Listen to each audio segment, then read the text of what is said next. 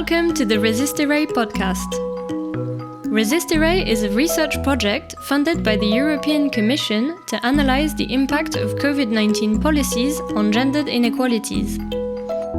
I'm Claire, and in this episode, we explore a foundational principle of the project, better stories. RESISTIRÉ maps inspiring policies and civil society practices that mitigate the impact of COVID-19 policies.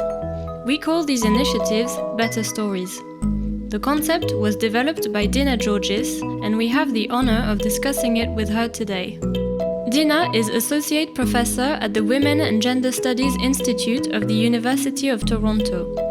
She will be in conversation with RESISTIRÉ partner Ayşe Gül Altinay, Professor of Anthropology and Gender Studies at Sabancı University. So, hello everybody, warm greetings to anyone who's listening to this podcast from Istanbul, Turkey. Claire Brown from the European Science Foundation is based in Strasbourg, and Professor Dina Georgis is joining us from Toronto. So we're reaching out to you from 3 different time zones and indeed 3 different continents. As the RESISTIRÉ team, we feel very excited and honored to be hosting Dina Georgis today. Dina's concept of the better story has been a great inspiration and indeed a building block for our work. So a very, very warm welcome to you, dear Dina. We're delighted to do our first podcast with you. And I want to start with some personal reflections on your book, The Better Story, Queer Affects from the Middle East. It's a book that has really changed my scholarly practice ever since I was introduced to it by my dear colleague Nora Tataryan in 2018. And a big thank you and greetings to Nora from here. And we had the great fortune of hosting you in Istanbul in the same year for a series of really intense conversations. For me, the book, Better Story, is the better story of theorizing, of academic engagement with the world, and of transformation, all layers of transformation. I read it first and foremost as an invitation, a challenging and at the same time an exciting invitation to look into the eye of what is difficult and painful with an open heart and with an open mind, with compassion and with curiosity, with humility and with passion, with acceptance and with resolve to make it better, and step by step. So seeming contradictions creatively giving birth to one another, inviting us to go deeper and further. In your inspiring reminder that we can always do better than our better story, there's a beautiful invitation for what Joanna Macy would call active hope, claiming our power, enacting our responsibility, and responding to our personal and collective creativity and wisdom to move towards even better stories than the available better stories we have at this particular moment. And this is exactly what we've been exploring in RESISTIRÉ, the possibilities for co-creating better stories of responding to the global crisis of the pandemic. And we've been asking such questions as, so what have been some inspiring practices, initiatives, policies that we have observed in different contexts across Europe and indeed beyond? What can we learn from the existing better stories of civil society and policy responses to the pandemic to imagine even better stories of responding to this crisis that we all share but are not equally affected by? So inequality is really a key concept for us. How can an intersectional gender plus perspective help us explore, make visible, and co-create more egalitarian, more inclusive policies, initiatives, and practices? So these are some of the questions that we have been tackling with in our collective work in RESISTIRÉ.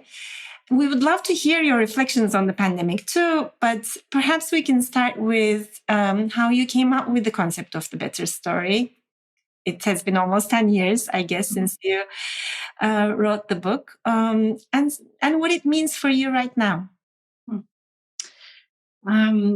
Thank you for that lovely introduction, Ayşe Gül, and also for inviting me here. I feel also equally honored to be here and to be in conversation with you. The inspiration of the book, The Better Story, is like many academics, I think, especially in gender studies, is a personal one. It's born from ancestral background of actually genocide. My grandmother and grandfather survived the Armenian genocide, even though we're not Armenian but Syriac Orthodox. And from my own personal history of leaving Iraq, in a tumultuous time for my family, migrating to Lebanon, and then living through the Civil War. And so, both personal experience of trauma, but also ancestral trauma, I think, has inadvertently, I didn't know this when I started, has inadvertently been the inspiration, which is weird to say that difficulty and pain is the inspiration, but there you have it. But it has been the inspiration of all of my thinking, really, all of my scholarly work. But I would say, specifically perhaps in terms of my own thinking, that being a child in a civil war where I witnessed group thinking in the most awful way. So arguably, I experienced the ways in which groups come together in stories and narratives that actually harm each other as opposed to help each other. So, we'll talk about this more, but this is, my idea of the better story is contradictory, as you said. It both helps us come together in community and survive, but sometimes those narratives are also harmful, not to us and to others. So I think it's from that experience that I started. I think as a child, understood that human stories are fictions, and that they run deep. And so I think that has been really the inspiration of trying to really understand that it's more than just power discourses, that there's something else, that there's something emotional, that there's something deeper about what it means to be human that compels us to narrate our lives and our experiences in particular kinds of ways. So that I think is the major inspiration of the story. There's obviously other ways in which the book was inspired, but I would say that that's probably the core, the nugget for the book. Yeah. And of course, this connection between the personal and the collective is really strong in your book, in your formulation of the better story. As I was listening to you now, I was again drawn back to the sentence that I keep going back to in the book. You write, the better story as the principle of creation and surviving difficult experience is also the principle of how people collectively share a story to survive better. Mm-hmm. It's such a dense sentence that opens new doors in me each time I read it. And particularly now in relation to the pandemic, this collective challenge that we have, I find it very inspiring. And hence, the project has really been inspired by this formulation of how to think about the better story to survive better, to collectively survive better. Yeah, I'm challenged by that question in a good way. To think about the pandemic in this moment as we're still experiencing it and living it, I think is hard. And because I think that we are changing in ways that we can, I think, understand and document, but also in ways that we haven't fully comprehended. I'm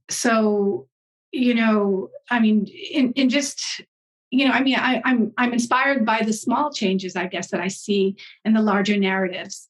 I recall just every day hearing on the news this kind of collective feeling of wanting us to go back to normal, and which of course is impossible. There's no, you can't just return to something after you've been changed in pretty fundamental ways. And so that always struck me as, people holding on to an old story and resisting change. But lately, I'm really pleased to hear this. Now I hear the mainstream thinking about what the new normal might be, as a question mark, as opposed to being articulated as a done deal. So that to me tells me that people are moving in a direction where they are going to begin to narrate their experiences about what it means to live post-pandemic maybe in a different kind of way, not in asserting insistence that we return to normal. And that's never a good thing, I think, because we are constantly changing. It's just that we don't know how we're changing. And I think that my idea of the better story is to help us kind of think about and glean in the ways in which we are changing that are not very clear to us. And I think that when we spend time being curious about how we're changing, then I think that leads to what I think you want to do is think about better practices. Some of those changes are already being implemented in better practices, I think. And I think you would know this more than I would. Because that's what your project is about. But even so, I would always want to kind of, return to those new practices and still with curiosity and really think about, are they doing the work that we want them to do? Where are they coming from? What is fueling them? Are they still stuck in ways that feel safe and comfortable, or are they taking us to a new place? So I think those are the questions that all of us have to, I think, contend with as we move into, as we're moving into a new relationship with what we've all experienced. And I'm both, I have to say, excited to learn about what new ways we think about what we've experienced, but also cautious, because I also know that we do get stuck in the safety of our discourses. And just to give an example, every health official has said that, that closing borders is not going to end the pandemic. And yet our nation states continue to see that as a strategy, close our borders. And of course, the scientists say that we need vaccine equity, and what have most rich nations done is just provide vaccines for their own people. So again, this is group thinking. This is the strategy, the better story of nations that it's problematic, and that despite all the information and the scientific facts that we have, we are still doing this. So this is what I mean about proceeding cautiously: is that we need to be aware of the ways in which we hold on to our problematic narratives. So. And as you say, there's so many narratives, so many ways in which we are conditioned to think in a particular way, to ask or not to ask certain questions. And of course, inequalities have persisted and some of them have deepened during the pandemic. And that's one Absolutely. of the the divisiveness between right and left, at least in Canada and the US, is so striking. It really is hard to believe. You've heard of the trucker protest in our capital. It's unbelievable to me, the ways in which we return to what we think we believe in and we stomp our feet and refuse to change. And so that's the caution is when we are so attached to our narratives that we are unable to move forward. Mm-hmm. And I think that's where the concept of the better story comes in, both as an invitation for each and every one of us to look into what is difficult at this moment and to accept the change and to open up to the creativity inside ourselves and in our collective, and also to be inspired by others' better stories, to be inspired when we feel stuck. We can be inspired by what other people are doing to open those paths. towards change. And so there's a lot of emphasis in your theorizing on creativity and opening up to creativity. And one of the ways in which again, ironically, it seems ironic in the beginning, but one of the ways that you address that is to open up to ourselves to mourning, to grieve what we have lost, not being able to grieve, not being able to mourn, not being able to accept the pain of all that we're living through, the violence, the inequalities, the crises, and so on. It's impossible to be our creative selves, both personally and collectively. And of course, I would love to hear what you think about that connection you observed 10 years ago between collective mourning, the significance of collective mourning for political transformation, how you see it now, 10 years later and after this experience of the pandemic. Yeah. The collective mourning question is a challenging one, for sure. Because it's, you're raising the point about the human capacity for creativity, and how that's the key for how change happens in my mind. Our creative capacity is not, I think is always there, but not always something that we are able to summon in ourselves. And so when we're not capable of mourning, I think, as I just said, we're clinging to what to certainty, to what feels safe, to what feels normal, and as a collective,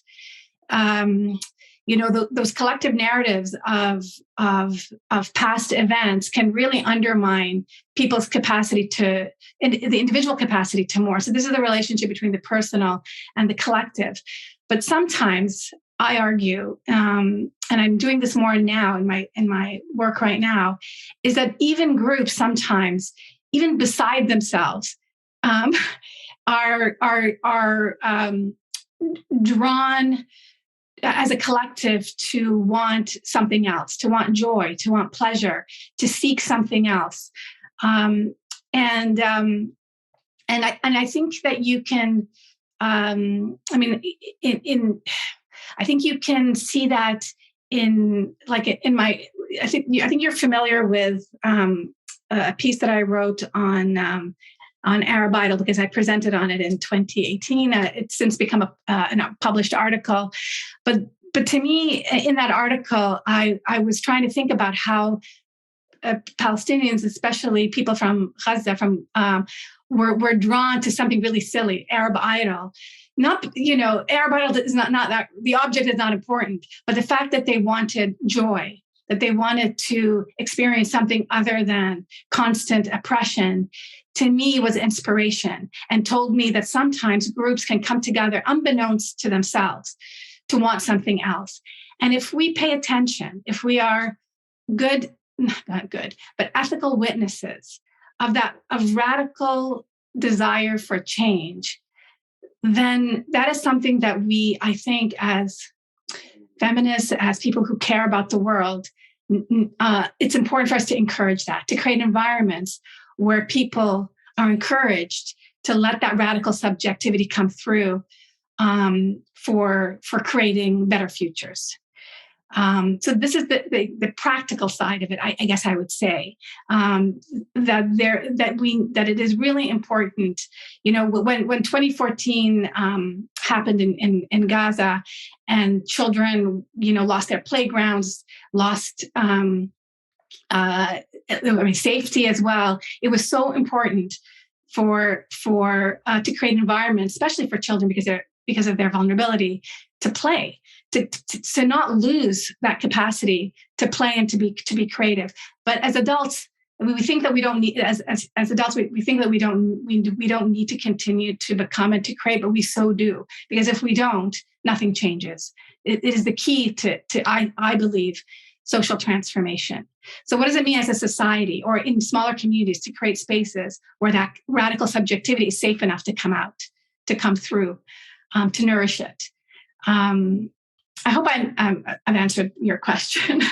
Thank you. This is actually such a beautiful formulation of what we also have been trying to do, being inspired by your discussion of the better story. I love this formulation, being ethical witnesses for radical desire to change, to transform. And that's exactly what we've been trying to do, being those witnesses and sharing, making visible, in some cases, where it seems impossible for that joy to express itself or for that desire for transformation to express itself, it does in the most creative ways. And we have a lot to learn from those better stories of transformation. I mean, it does, even under difficult circumstances. This is what I think always I'm humbled by, that in the most painful conditions, that desire comes through. But we don't want to rely on that either. I mean, that would be cruel, obviously. So we want to create conditions, safe conditions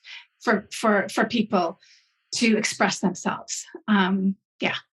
And something else you discuss in your book, which I think is related to this, is the concept of queer affect, queer expression, queer creativity, or the relationship between the concept of queer and creativity.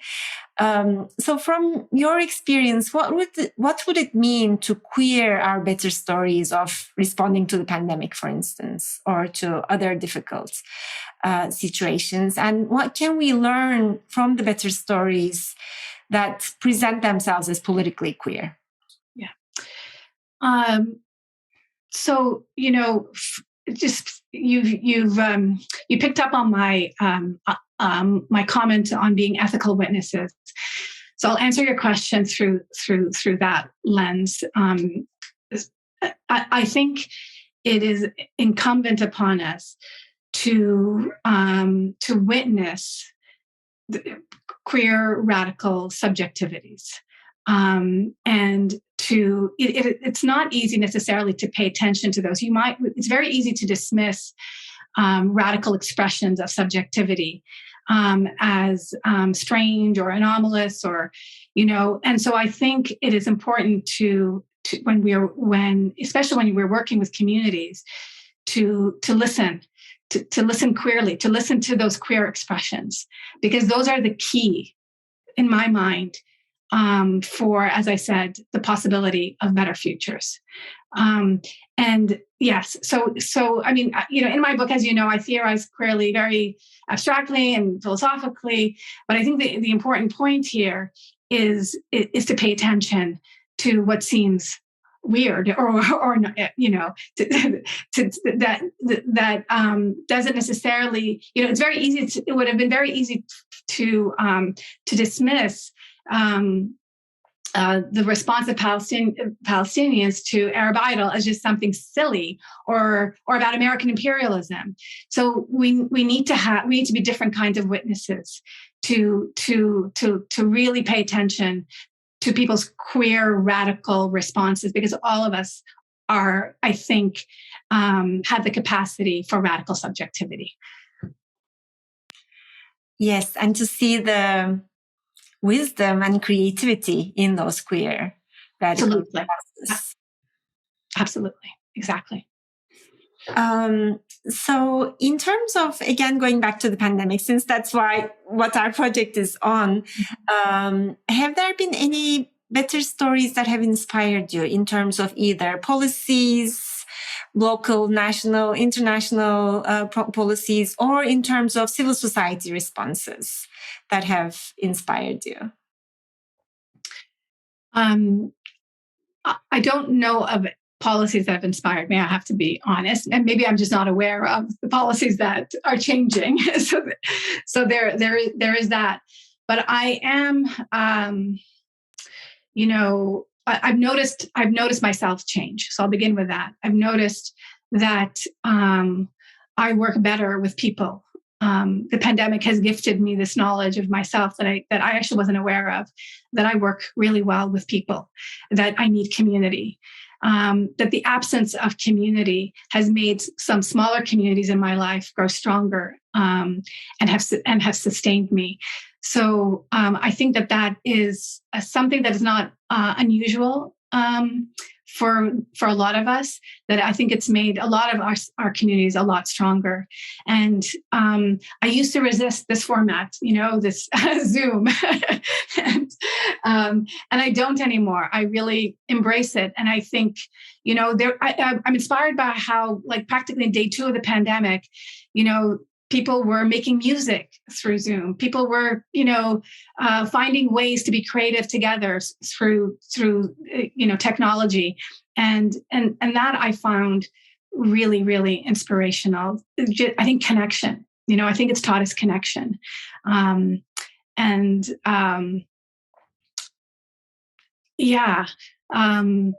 think it's also taught us perhaps that to live, I hope it's taught us this. I don't know for sure, really, but I hope it's teaching us to live better with uncertainty, and to move into the future more thoughtfully and more willing to summon our creative capacity, because we are more closer, I think, psychologically to uncertainty. So I think that this is good. I don't think too many people out there can say that they are living with the same kind of certainty that they used to. And to me, that's an invitation for creating new spaces. So I think that the pandemic perhaps might be teaching that. But I think, honestly, we're not going to fully know this until we're past this and reflecting on what we've done. I think it'll become a lot clearer. So I think it's important, even now as I speak about this, to speak humbly, also with uncertainty, not knowing fully where we're going and where this will take us. But I'm hoping that we do something good with this. And I think some of us, and a lot of us, will do something good with this. Yeah, I mean, I agree. I think you said it beautifully. And one of those beautiful gifts of this moment has been really to cherish community, as you say, and create, make little gestures of solidarity, or appreciate even the smallest gestures of solidarity. And in some cases, they turn into collective actions of solidarity that change a lot of lives. And we have, I think, all experienced the joy of coming together, in those acts of solidarity, beyond imagining big projects to change, the whole systems, although that's also valuable to think about how our systems can be more sustainable and more caring and more egalitarian. But starting with the next step that we can take. With little gestures of collective solidarity has been precious. And that's the question that I wanted to ask as well. Going back to the concept of the better story, it sounds a little strange to say the better story, better story than the better story, for instance. I mean, initially it challenges one's thinking, which is so beautiful about it, I think. So you're not talking about the best possible story that we have, or the best practices, the great examples of whatever. I would like to hear more about that. Why the better story? Yes, thank you for that question. I think that when we are mourning, let's say, difficult experiences, we are in the practice of composing our best possible story, but that's not the end. And the good news is, even though we might feel like that is, while we're living these stories, that there's no other story to be had about the past, the truth of the matter is that despite us clinging to our best possible story, we inadvertently are changing the story. And I really do believe that this happens despite ourselves, despite what we want. That is because I truly believe in the human, in radical subjectivity, in that those parts of us that are not interested in safety, that are not interested in obedience and compliance. Those parts of us that sometimes we don't want to pay attention to or forfeit because it's easier to comply to the group logic. They come through despite our biggest and hardest defenses.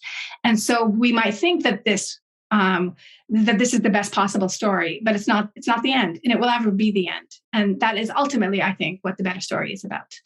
So thank you for that question. Thank you. And the way we have been using it, we're also inspired by this being, again, a humble next step towards our better story, and not really aimed towards an ideal that is out there that may be scary. So it's not a matter of either or, but really taking the next step for our good and personal and collective good. That's lovely. Yeah, I think ideals are dangerous, are very dangerous, but still, I don't think they last. Exactly.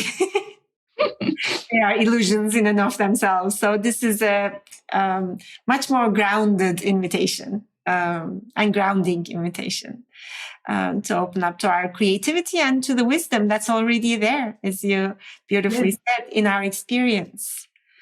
It is. And I mean, this is what I think makes me sometimes someone who's more, talking about spiritual things and philosophy than politics, but I really think that they are related. For me, they are completely related and connected. Yeah. Thank you so much, Dina. I mean, your work has been such an inspiration. Anything that you would like to say to the RESISTIRÉ team or to our listeners? I'm just grateful and humbled by the fact that you've received my work so beautifully. Like it's extremely. I'm fumbling with my words because it's difficult to it's everybody's academic dream to have people pay attention and to deeply engage. And there's nothing that makes me more happier. So thank you so much for that, and everybody in your team, in your research team. I'm deeply grateful. Thank you. And we are grateful for the amazing work you have done and for the great inspiration you have been personally and through your theorizing of the better story. So we will be in our subsequent podcast, we will be talking more about the better stories of responding to the pandemic. And we have been humbled, as you say, and learned so much in our research from the wisdom and the creativity of people on the ground. Despite all the challenges, the inequalities, and everything else that we've been facing, amazing creativity and wisdom shining through that we have been very privileged to learn from. So thank you. This has been a great pleasure and a great honor to speak with you today. My pleasure as well. Thank you.